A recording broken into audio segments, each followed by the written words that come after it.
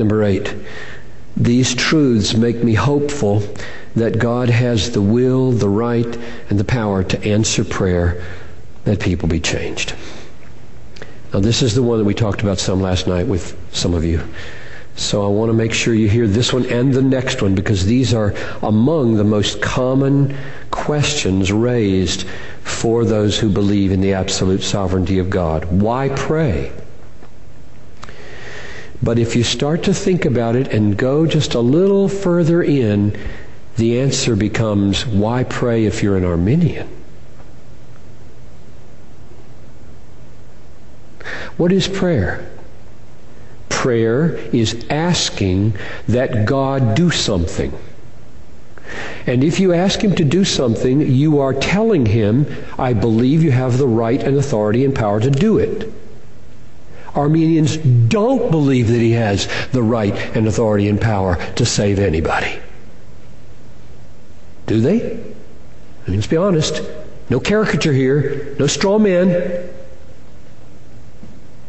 Prevenient grace, yes. Do that, Lord. But don't sovereignly push them over the edge. You don't have a right to do that, because they have ultimate self-determining power to seal the deal. So don't do that. I never pray that way. Especially when my kids are lost. What are you going to ask God to do for your son? Sneak up on him and give him a little nudge, but don't save him. Because he's got to do the last deal. So don't do that for him. Leave him in his hard, resistant frame. I've sat across from him at too many Pizza Hut tables to feel any hope in that. Oh, I prayed. Oh, I prayed. And I prayed just like you said you pray. Save him! Do whatever you got to do. Surround him, capture him, take out the heart of stone, put in the heart of flesh. Give him a new spirit. Write the law on his heart. Open the eyes of the blind. Open the ears of the deaf. Raise the dead. Save my son. That's the way I pray. Armenians cannot pray like that. Now, you may say, because of some philosophical presupposition you bring, that, but if God has predestined everything, what's the point? If there's a board and God predestines that there be a nail in the board, flush, take a hammer and hit the nail. Don't say, okay, you will that this nail be in the board?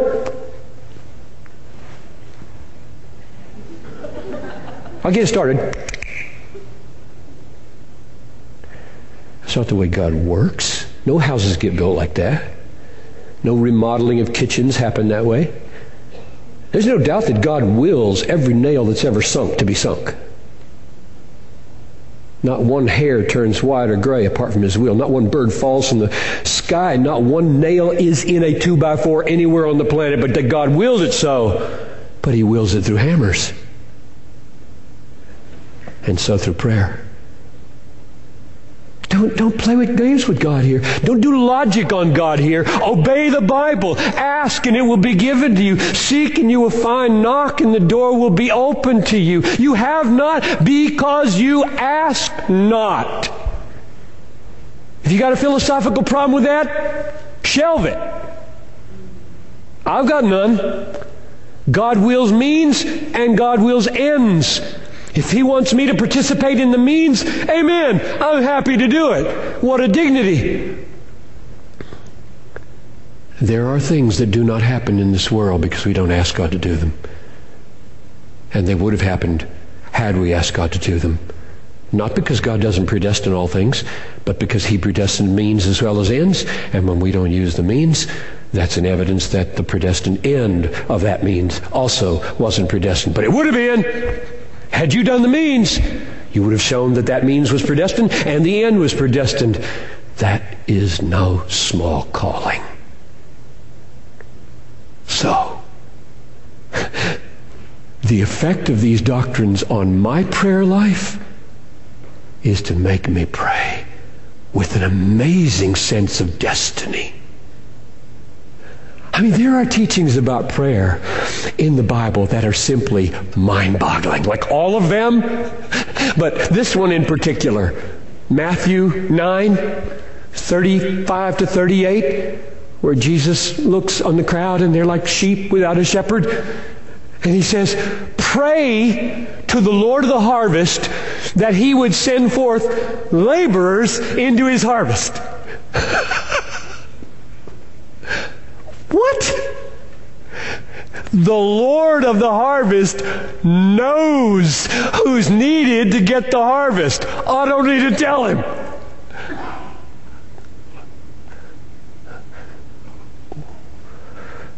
Watch out that you don't use logic to silence the Bible.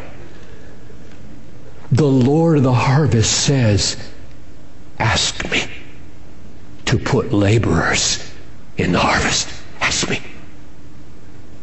And you might say, why? You know harvest better than I do. You know where laborers are needed better than I do. You know exactly what needs to be done. What's the point of telling me to ask you to do it when you know what needs to be done and intend to get it done?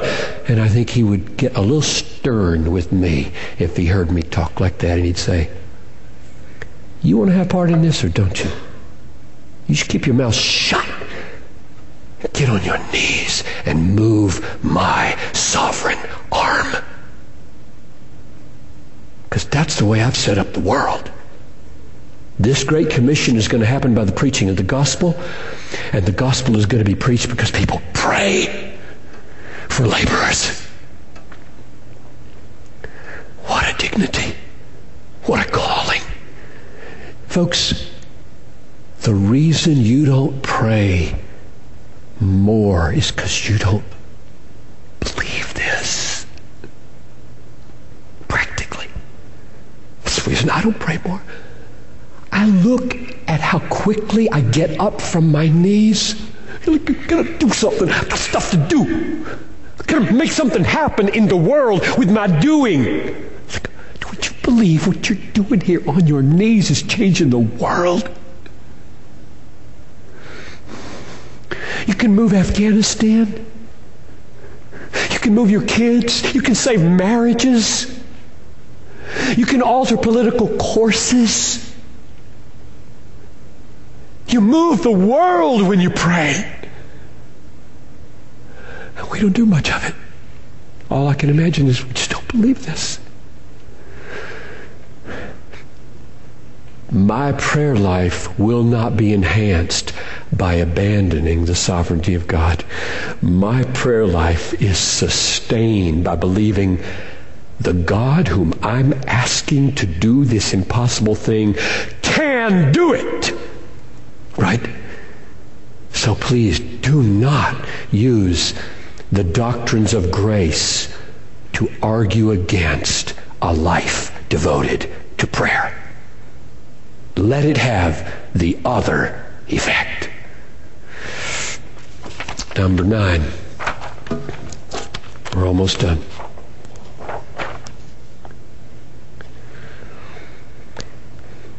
These truths remind me that evangelism is absolutely essential for people to come to Christ and be saved, and that there is great hope for success in leading people to faith, but that conversion is not finally dependent on me or limited by the hardness of the unbeliever.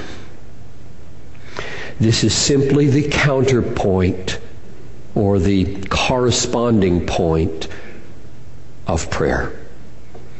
Prayer is a God-ordained means to achieve God's appointed purposes, and evangelism is a God-appointed means to achieve God's saving purposes. So don't say, okay, you believe in predestination, and that all of those who are For no